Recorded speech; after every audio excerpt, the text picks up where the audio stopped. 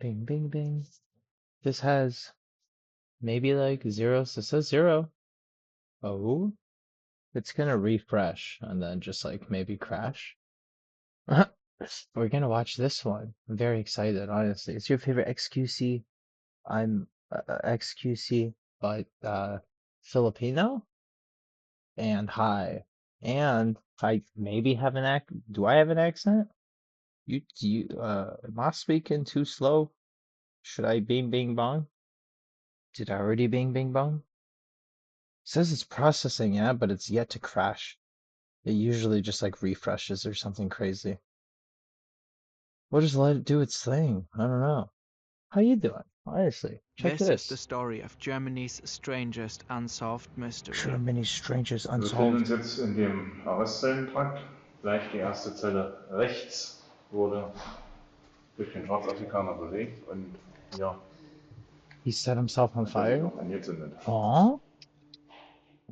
On January 7, 2005, a man was found burned alive in a police cell. The Whoa. police claim it was a suicide. I like how they The went to man was alone in CGI. his cell and set his mattress on fire. But he was restrained. His wrists and ankles were It's crashing. shackled. The mattress was fireproof. And he had no lighter on him to ignite a blaze. So how did he burn Self-combustion. to death? Nearly 20 years have gone by, and we still don't know what really happened that day. Activists, lawyers, and non-profits are still trying to uncover the truth. In this video, we're diving into the conflicting stories, the What? unanswered questions, and the evidence that's kept this case alive. Pay close attention. Every detail matters.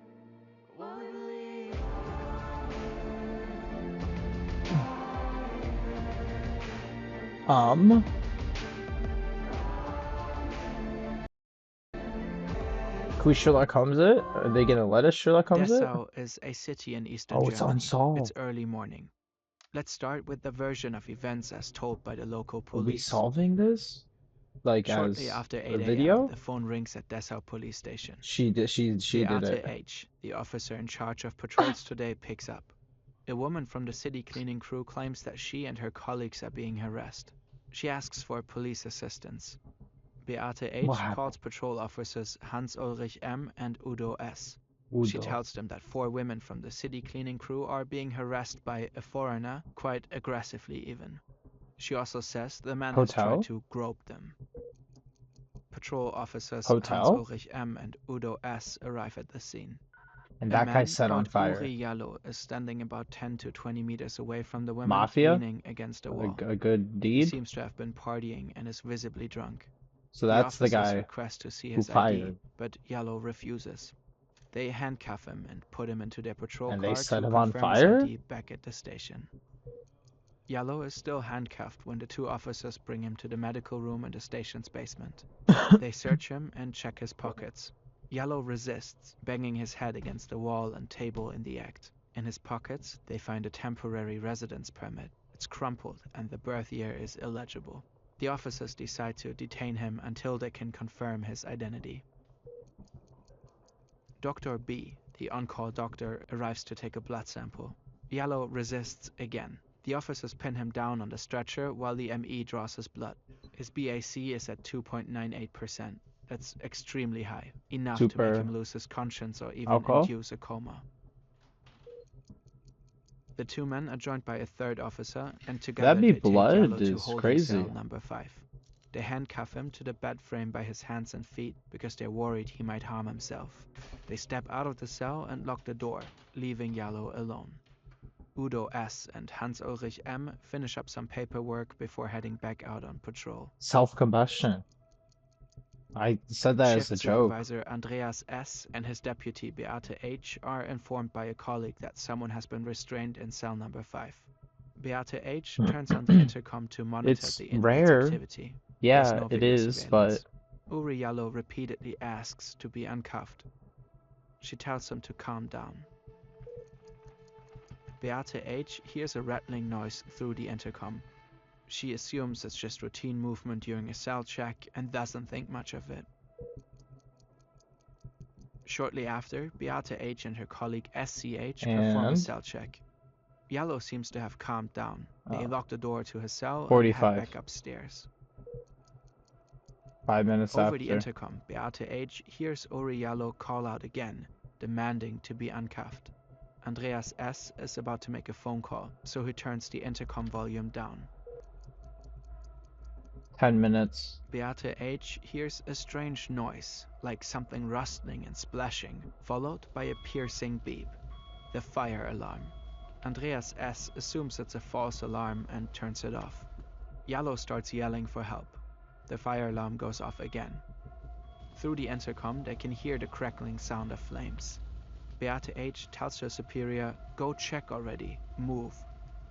According to the report, the last words Beate H. hears from Uri Yellow are, "Untie me, fire."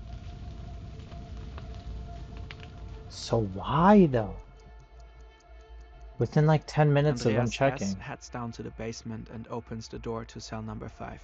The fire is intense, Had to and been the one of the room is guards. filled with thick black smoke. Beate H. calls the fire department, saying they could use a fire truck. By She the time heard the firefighters arrive, splashes? Yellow is already long dead. The mattress has burned to ash. His body is charred down to deep skin layers. After the fire, the criminal PD in Stendal, a city close by, picks up the investigation. Yeah, but why? Despite What's the standard motive? protocol, they do not I was gonna consult say a fire groping, yeah, expert. but then I'm like, The crime scene crew enough sweeps for up the that? debris from the fire. They will later find a lighter in the ashes. Sounds Witnesses are pause, you know, interviewed, but like evidence is collected. The state criminal police white sends a knight videographer to guard? document the forensic process. At this point, the police are already convinced that Yellow has set the fire himself. Gleich die erste Zelle rechts wurde durch den Nordafrikaner belegt und hier hat sich auch angezündet. According to their theory, Yellow must have torn the fire-resistant coating of the mattress and used a lighter to ignite the flammable foam inside. A lighter the officers must have missed during the initial search. And he must have done all this with his limbs spread out and his hands and feet shackled to a metal bed frame. They believe he was trying to get their attention, so they would uncuff him. Then the fire must have gotten out of control. That same day, Uri Yellow's body is transferred to the forensic medicine in Halle. The coroner Racist. there finds no sign of violence inflicted prior to the fire. Yellow's skull appears to be intact. This is the official version of the events. It's the What? version Where's recounted the... in exhaustive detail at a local court in 2007. The trial is supposed to shed light on what happened that Friday morning. Almost all witnesses are government officials, most of them police. The trial lasts 59 What kind of days, residue? With stretched over a gasoline year or and a half. something? Standing behind? trial are Andreas S. and Hans-Ulrich M. Because you can't just S. light faces charges for ignoring the unflammable, fire you know? alarm. M. allegedly failed to find the lighter when he patted down Uri Yellow. They are both acquitted. This video really matters to us. We've poured months of research, care, and effort into telling this story. Tackling such important topics wouldn't be possible without the support of great Brilliant. sponsors. Brilliant by and Nice. adjustment just realize /20% questions. Witnesses either clam up or contradict themselves. Memories are foggy, and crucial pieces of evidence have vanished in mysterious fashion. From the very start, it feels like everyone involved is closing ranks and covering for each other. Even the judge is appalled. What we have seen here was not a fair trial. Police officers who should be upholding justice have prevented any chance of finding the truth. None of those officers who lied to us here should be entitled to wear a badge in this country. Whoa. About 4 years later, there's an extensive Where retrial is at a this? regional court. This time, Duty Chief Andreas S. is convicted of involuntary manslaughter and fined about $15,000. The verdict sends shockwaves through Germany. Activists, journalists, and legal experts pick up on the case.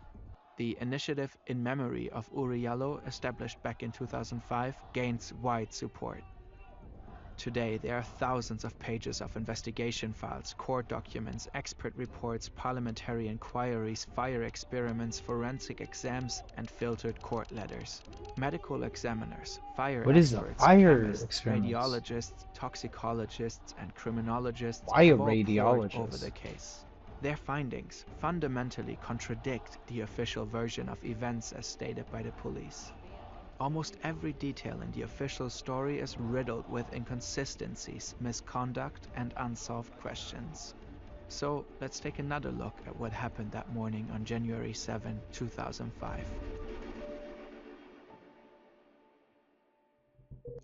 I think of racism, but According to the also, women on the city cleaning crew, Uriallo what lit followed him on them and fire? asked if he could use one of their phones. At one point, he tugged on one of the women's backpacks. Over the phone with Beate H., they described feeling, quote, harassed. But when Beate H. relays this to the patrol officers on the phone, she exaggerates. She says the cleaners have been massively harassed and claims Yellow was trying to grope the women.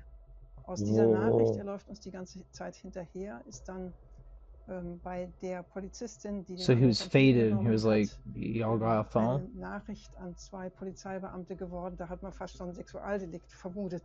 Gabriele Heinecke has represented Yellow's family as a lawyer and followed the case for over 10 years. Yeah, but still, what the fuck is the The fire officers thing? arrive at the scene. They find Yellow standing several meters away from the women, leaning against a wall, completely drunk. The situation has already diffused. Still, Hans-Ulrich M. and Udo S. approach Yellow and say, "Passport, amigo." He refuses. Both officers are tall, while Uri is slim and only 5'7", about 170 centimeters. He doesn't stand a chance. He is forced to the ground and pushed into the patrol car. Legal experts will later conclude that this has been an unlawful detention. The officers should have provided a reason for demanding to see his ID. They are also not allowed to use force on anyone without prior warning. According to the police, Uriallo banged his head against the wall and table. There will in fact be a blood stain found and attributed to Yellow, but the blood is never tested to see if it matches his DNA. And oddly enough, it is found on the leg of the table. The police also claim they had to hold him in custody to confirm his ID. But the truth is that at this point, Yellow's complete details were already recorded in the custody log, including his supposedly illegible year of birth. Around this time, shift supervisor Andreas S. reaches out to the on-call Dr. B. The exchange is documented in the court record. We need you to come in. What's up? Just a blood test. All right, I'll handle it. You'll get to pinch a black African. Holy shit. I can never find a vein with these dark-skinned folks. Well, bring a special needle then. Will do. What Dr. the B fuck? proceeds to draw blood from Yellow. Udo S. and Hans-Ulrich M. insist that Yellow was extremely aggressive. They claim he put up such a fight they had to restrain him so Dr. B could go through with it. 3 other officers, who were partly present during the scene, will later contradict this account. According to them, there were no disturbances. During the first trial, even Dr. B himself confirmed things went smoothly when he drew the blood. During the retrial, however, he refused to testify. Physically restraining someone and holding them down to draw blood without their consent is a serious violation of basic rights, and doing so without a formal warrant is straight up illegal. Uriallo should have been released by now. Instead, 3 police officers escort him from the medical room to cell number 5. They proceed to chain his hands and feet to the bed. Beate H. hears some clattering sounds over the intercom. She assumes it's a routine cell check. However, no cell inspection is recorded in the custody log for 11:30 a.m. At the same time, Officer Thorsten B. heads down to the custody area, looking for colleagues to join him for lunch. Through the open door of cell number 5, he sees Udo S. standing at the head of Uriallo's bed, and Hans-Ulrich M. patting down his thighs. He asks them if they want to grab lunch with him. They respond by saying they're still busy. Udo S. and Hans-Ulrich M. will later deny this encounter. They claim to have been out on patrol at that time. All patrol activities are usually logged in a duty logbook, but the log for that day mysteriously disappeared. Beate H. and her colleague SCH from the traffic unit conduct a cell check. Yellow wants to know why he is shackled, to which Beate H. replies something along the lines of, "You know why." She later recalls noticing that his pants were unbuttoned and pulled down a little, although his hands were chained in a way that would have made it impossible for him to undo his pants himself. She also spots a puddle of liquid right next to his mattress. It's not urine. Despite these strange details, she wraps up the inspection and leaves the cell. According to the police version of events, this is when Uri Jallo must have started tearing apart the mattress and setting it on fire. Dieses Polizeivideo soll zeigen, dass das zumindest möglich war. But was that actually possible? Could someone really start such a devastating fire with just a simple lighter and some mattress foam? This experiment was commissioned by the Initiative in Memory of Uri Jallo and conducted by Irish fire expert Maxim Smirnu. He recreated the exact conditions in cell number 5. After more than 1 hour of combustion time, this is how the cell looks like. And this is what cell number 5 in Dessau looked like after the fire. Experiments like these often use pig carcasses. The way they burn closely resembles the fire behavior on human bodies. In the test, the dummy body sustained only minor burns to one of the legs. But Jallo's body was charred down to deep tissue layers. We'll spare you the images. Also, the experiment thanks. produced I didn't even want to white see the pig smoke, one too, so while thanks in for cell blurring number that. 5 there was thick black smoke with heavy soot deposits. So how could the fire have gotten so intense? In another test, the experts doused a pig carcass with 5 liters of petrol before setting it on fire. Okay. Go away, go away. The resulting burn patterns were the most similar to those in cell number 5. The experts concluded that it was most likely that petrol has been used to accelerate the fire. Yeah, but would Beata there H. also claims be Uri Jallo's residue? last words were "untie me, fire," Sounds bad, but but that is highly doubtful. The autopsy showed no carbon monoxide in Jallo's body. If he had burned alive, he would have inhaled the poisonous gas. Neither did the examiners find any noradrenaline, so a she hormone also automatically lied. released We by were the right body about under her being the physical bad guy. stress. What? Both findings suggest that Jallo was unconscious when the fire started. I mean, I shouldn't be happy about that, but But why would Uri Gamba Jallo no have been Gamba. unconscious before the fire? After all, the initial autopsy reported no injuries. so that girl In lied. 2019, researchers at Frankfurt Universal Hospital used advanced technology to reassess the CT scan images from 2005. This time, the images revealed that Jallo sustained multiple severe injuries before his death: a broken nasal bone, a fractured skull, a ruptured nasal septum, and a broken rib. All these findings strongly suggest that Jallo was physically abused before his death.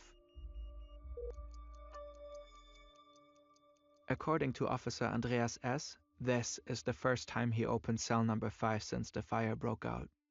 But a team at British research group Forensic Architecture thoroughly reconstructed the smoke patterns in the cell. Their analysis suggests that the cell door must have been opened during the fire. This directly contradicts the account of Andreas S.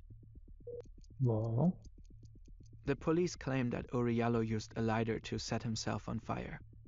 But when forensic investigators examine cell number 5 after the fire, they do not find any lighter in the debris.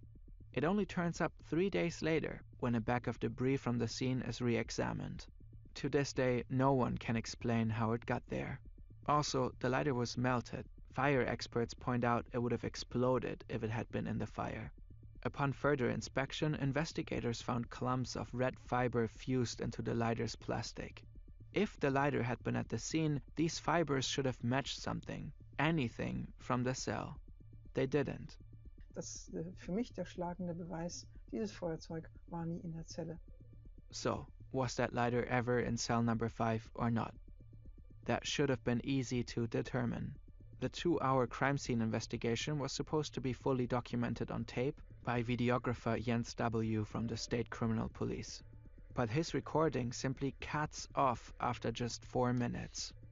Jens W. will later claim there was a power outage. His statement can not be corroborated by other witnesses. Besides, the camera had a working battery. That very same day, shortly after the recording, Jens W. goes on sick leave for 2 months, supposedly due to an allergy. In the days following the fire, key pieces of evidence disappear under mysterious circumstances. Files containing entries related to Yellow are deleted from police computers, including their backups. A log of the 70 people present at the station that morning, gone. Photos taken by officers on the day of the incident, missing. Surveillance footage from the station hallway simply vanished. An unlawful arrest and blood draw, a blood stain that was never tested, an unnecessary detention to confirm an ID already confirmed and documented, violence used to restrain aggressive behavior that no one else has witnessed, officers who claim to have been elsewhere but have been seen on site, an unidentified liquid on the floor, pants pulled down for no apparent reason, a lighter that cannot be linked to the crime scene. Fire behavior that can only be replicated with several liters of accelerant. Multiple bone fractures suggesting severe physical abuse. A cell door said to be locked that must have been opened during the fire.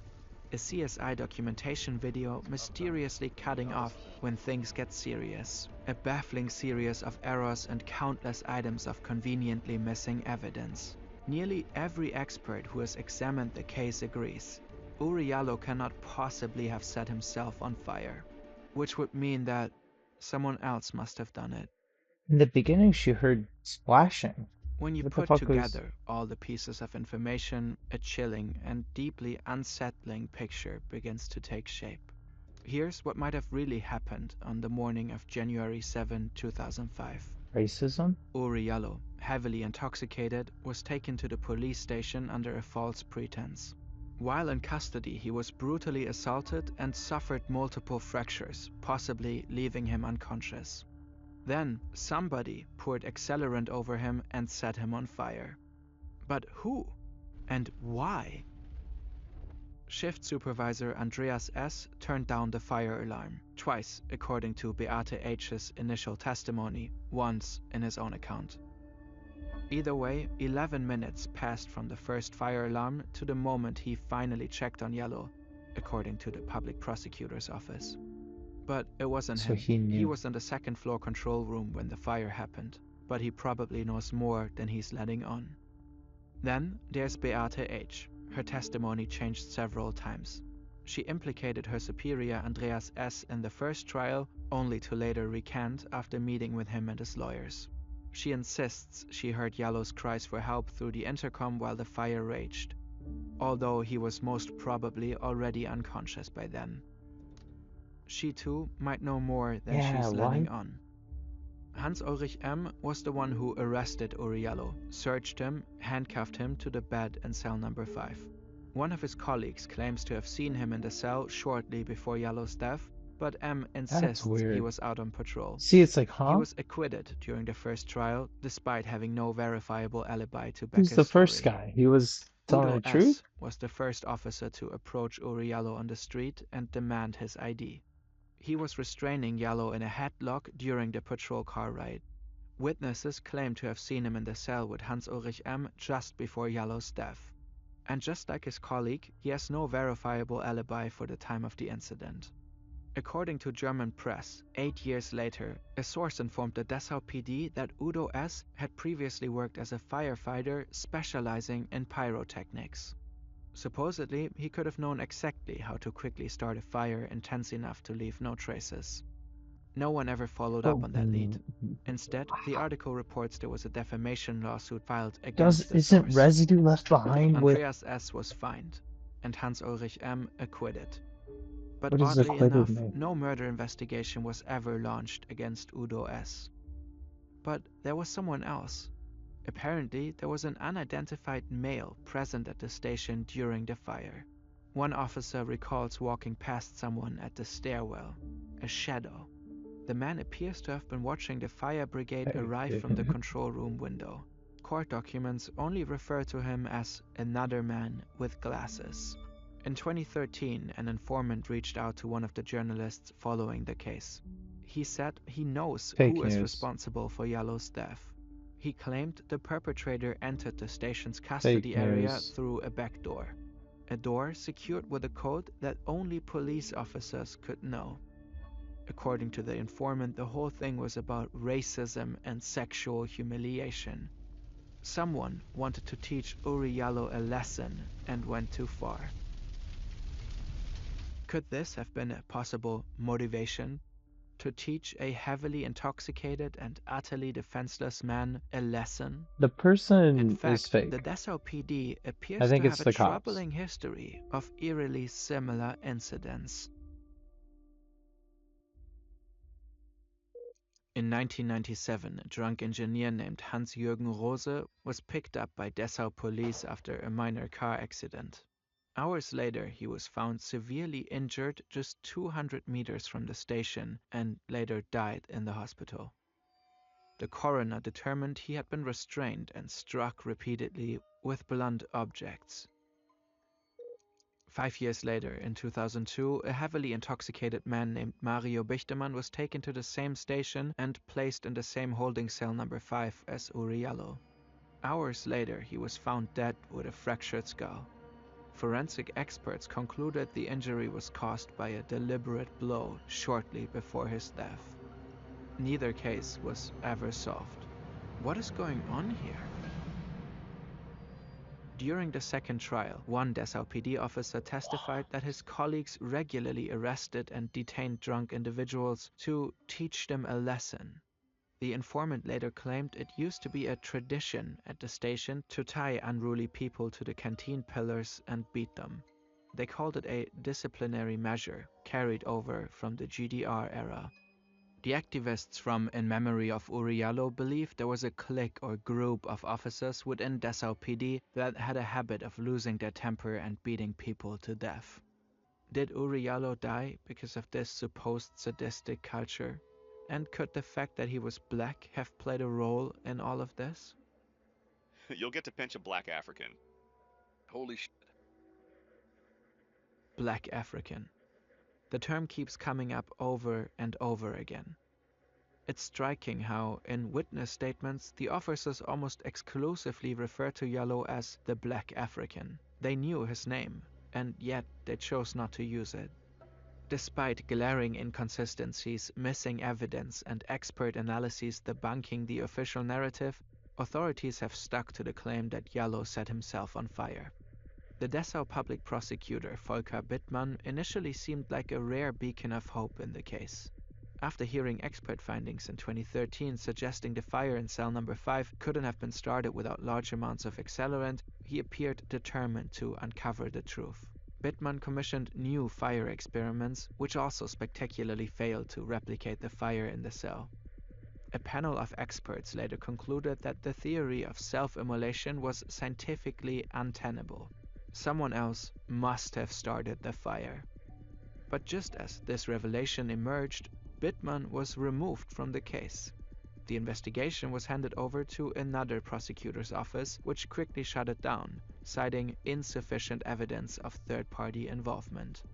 Key findings, like the unexplained lidar and forensic inconsistencies, were Spooky. dismissed or ignored. Any momentum toward accountability was lost. The deeper problem, though, lies in systemic issues. Police were tasked with investigating police, leading to predictable issues. Experts point to a culture of Chorgeist, a fraternity among officers that leads to stonewalling and mutual protection. Studies show that possible misconduct by police is rarely prosecuted. Only 2% of allegations against officers result in charges, and convictions are even rarer. And there's a clear racial dimension. The UN has highlighted systemic racism within German law enforcement, stating that institutional biases have repeatedly hindered justice for victims of African descent. In Uri Yalo's case, no one has been properly held accountable to this day. The initiative in memory of Uri Yalo and his family Germany's continued their fight. racist. In February 2023, Germany's Federal Constitutional Court officially closed the case. But Uri Yalo's family refuses to give up. In July 2023, they filed an appeal with the European Court of Human Rights. The fight for justice presses on.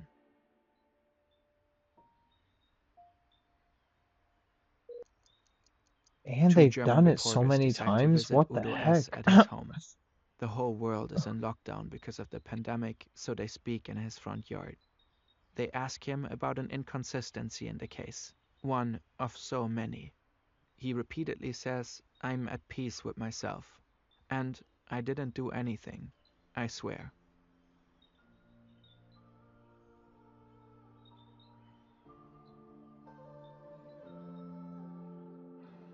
What?